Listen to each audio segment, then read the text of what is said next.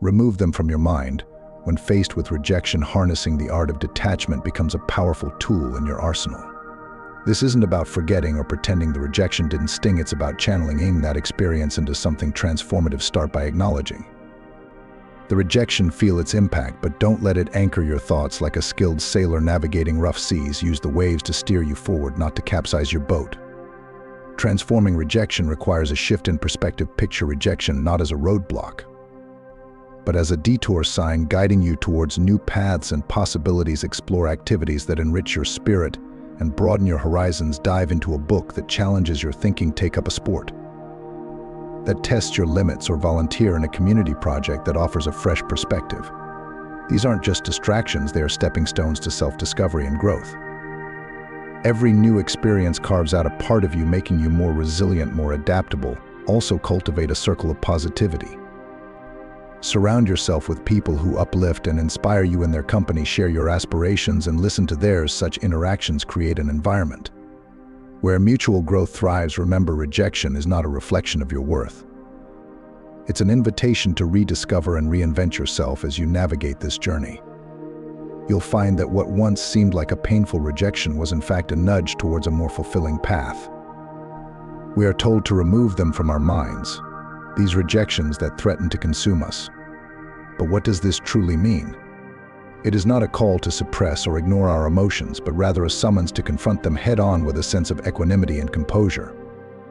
For it is not the rejection itself that holds power over us, but rather our perception of it. In the teachings of Stoicism, we find solace in the realization that external events are beyond our control.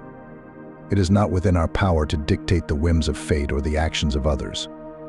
What is within our control, however, is how we choose to respond. It is in this choice that we find our true agency, our ability to rise above the tumultuous currents of emotion and reclaim dominion over our own minds. To remove them from our minds is to acknowledge the transient nature of external validation and to find validation instead in the steadfastness of our own character. It is a liberation from the shackles of approval seeking and a reaffirmation of our inherent worthiness. For in the eyes of the Stoic, true fulfillment lies not in the fleeting accolades of others, but in the unwavering pursuit of virtue and wisdom. In the crucible of rejection, we are afforded an opportunity to cultivate resilience and fortitude. Like the blacksmith forging steel in the flames, we emerge from the furnace of adversity stronger and more resilient than before. It is through the alchemy of suffering that we transmute pain into purpose, transforming rejection into a catalyst for growth and self-discovery.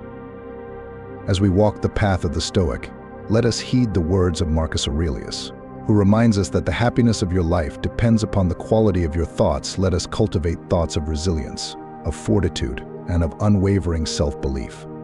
For in the face of rejection, it is not our circumstances that define us, but rather the strength of our character. So let us embrace rejection not as a source of despair, but as a crucible for transformation.